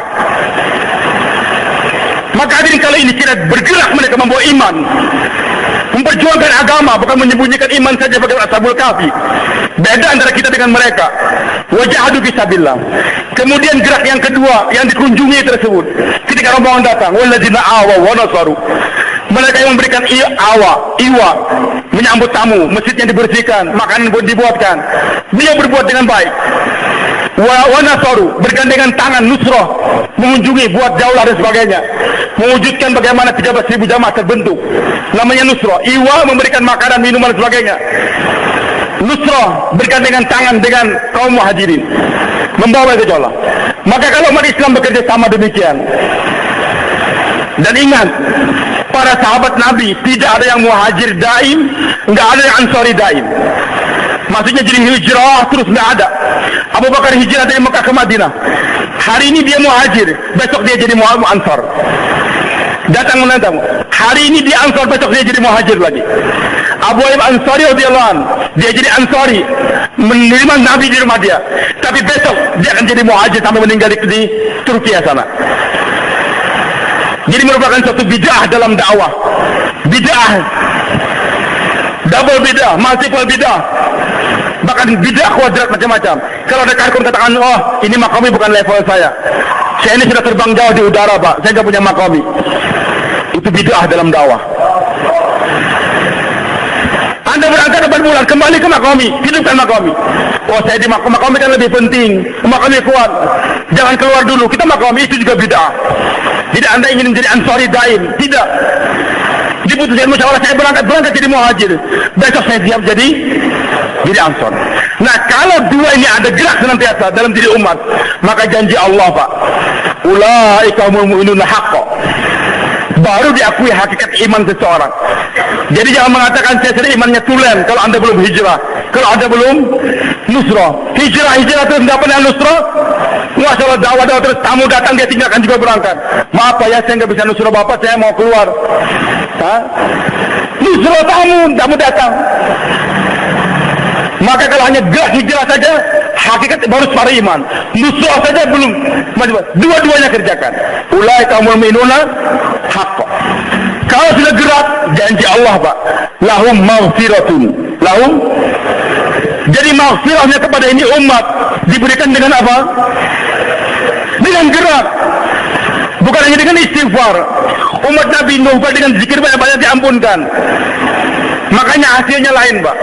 Orang yang dapat keampunan dengan istighfar beda. Orang yang dia dapat maghfirah dengan gerak, bedanya apa?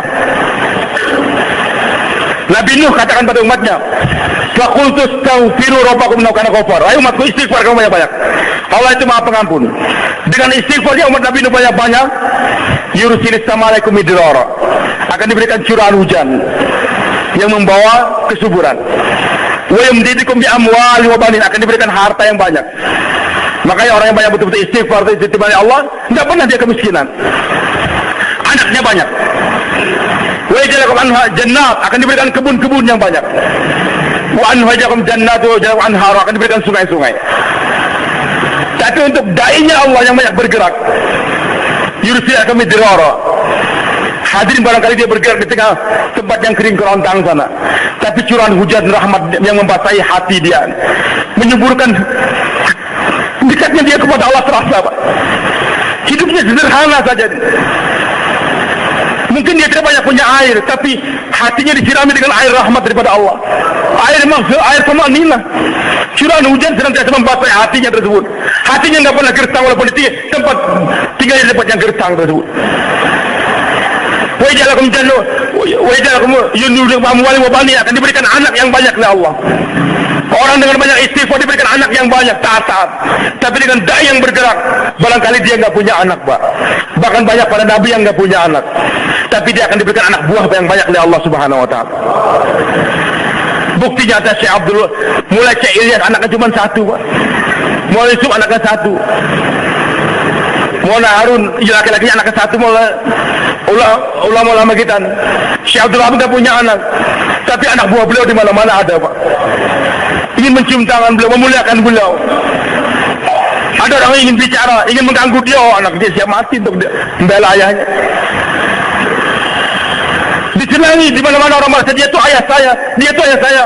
Berlomba-lomba ingin menjemput dia, memuliakan dia, lebih daripada memuliakan ayahnya lagi.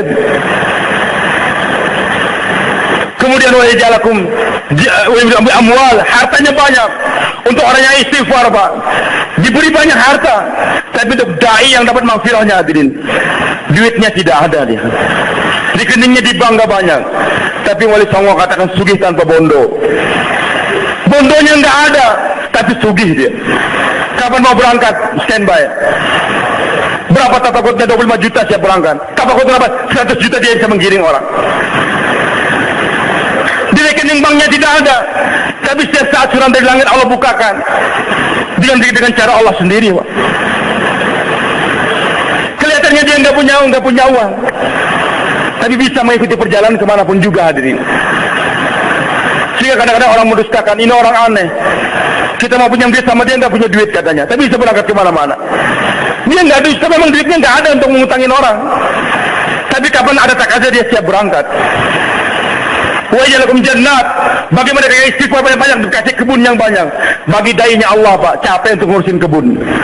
Dia nggak punya kebun, tapi buah-buahan diberi oleh Allah Subhanahu wa taala. Buah apa yang belum pernah dia rasakan, Pak. Untuk mereka yang istighfar dikasih kebunnya umpamanya kebun kelapa, makan kelapa tiap hari terus. Tapi kalau dai-nya Allah, wajib buah anggur ada, durian ada, buah macam-macam yang nggak dikenal di tempat dia pun ada. Pernah makan matwa? Matwa? Nggak pernah. Berangkat ke Irian Jaya sana akan ketemu anda matwa di sana.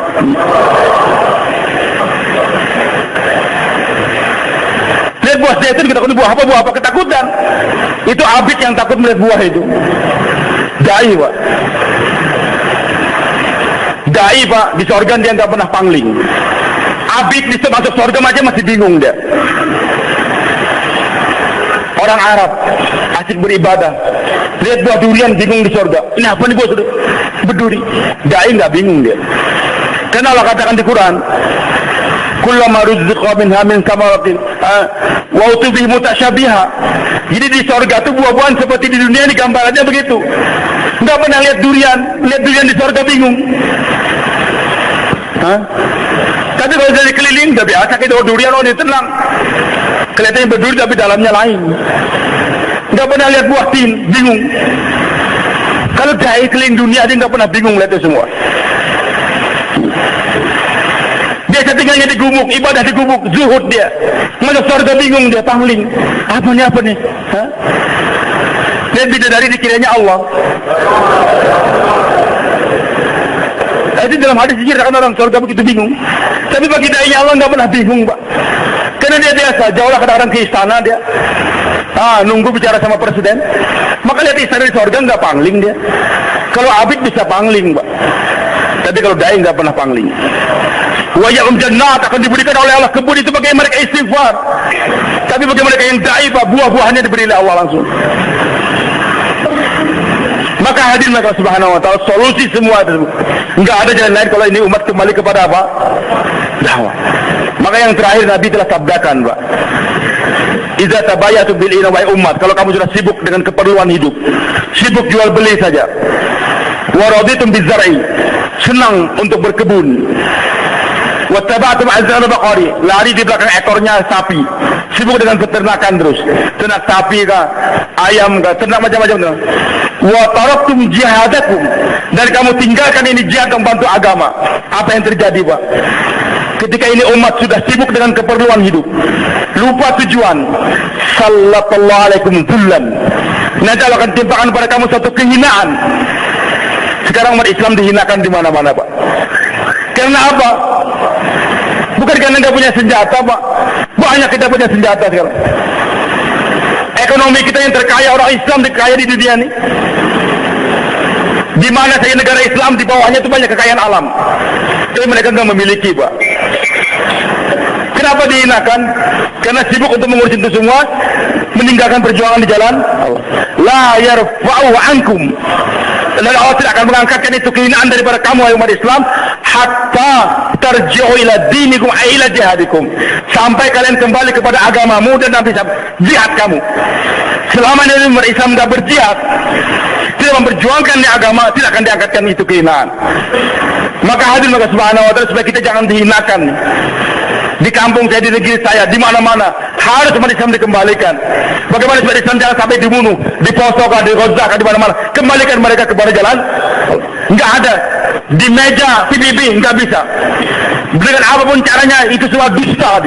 Yang benar hanya Allah dan Rasulnya. Kembalikan umat kepada kerja dakwah. Inilah yang dirisaukan oleh masyarakat kita, Pak. 13.230 jamaah target kita. Bagaimana berita adanya istimewa bulan Juli? Jangan menunda keberangkatan kita. Mulai sekarang kita berangkat. 4 bulan, 40 hari kita berangkatkan sekarang. Bahkan yang berangkat sebelum istimewa, itulah ruh istimewa. Sesudah istimewa itu zakatnya saja lagi. Dan yang berangkat sebelum istimewa, nanti pahala orang yang keluar sudah dapat dia semua. Yang sesudah istimewa sekarang mendapat pahala dia saja. Maka kita berangkatkan mulai sekarang nih, berapa ribu? 13.230 jam. Dan itu nggak banyak. Dikali 10 berapa? 13.000 kali 10 cuma 130.000, Pak. Yang pergi haji aja 250.000 lebih kurang. Dengan biaya 40 juta minimal, Pak. Sedangkan 40 hari 4 bulan nggak sampai itu biayanya kan. Kecuali ada yang kita kirim nanti ke Amerika yang lebih dari sampai 100 juta barangkali. Nah berarti ini umat ada kemampuan, Pak, untuk bergerak ke sana. Kita jangan dengan pesimis, optimis. Tapi kita mulai dari kita. Bersedia, teman-teman? Nah, maka wujudkan sekarang di depan kita ini sekarang nih. Kami kemarin di Mekah ketemu Syekh Abdul Wahab, ketemu Maulana Yaqub. Nah, kita bawa teman-teman jabat tangan semua. Kita jelaskan, tolong doakan lagi. Kami bulan Juli. Maulana Yaqub ketawa. Beliau katakan istimewa ini penyakitnya di dunia ini satu. Membuat orang keluarnya mengakhirkan keluar. Istimewa bulan Juli, yang seharusnya keluar bulan Desember, bulan Juli semua. Jadi ini yang dikhawatirkan oleh masyarakat kita, kalau ada istimewa maunya keluarnya bulan apa? Hari. Justru mulai sekarang kita keluar. Maka buktikan, ya Allah, saya ingin jadi ruhnya istimewa. Sekarang 4 bulan, silakan Pak, catatkan namanya. Mampir di Bangkok, ada pertemuan tanggal 23. Nanti kita juga diharapkan hadir nih di Tonggi Istimewa. Bahkan sangat perlu, Pak, kita kirim omongan ke Irian Jaya, ke Flores, ke Ternate, bagian timur nih jauh. Silakan catat namanya.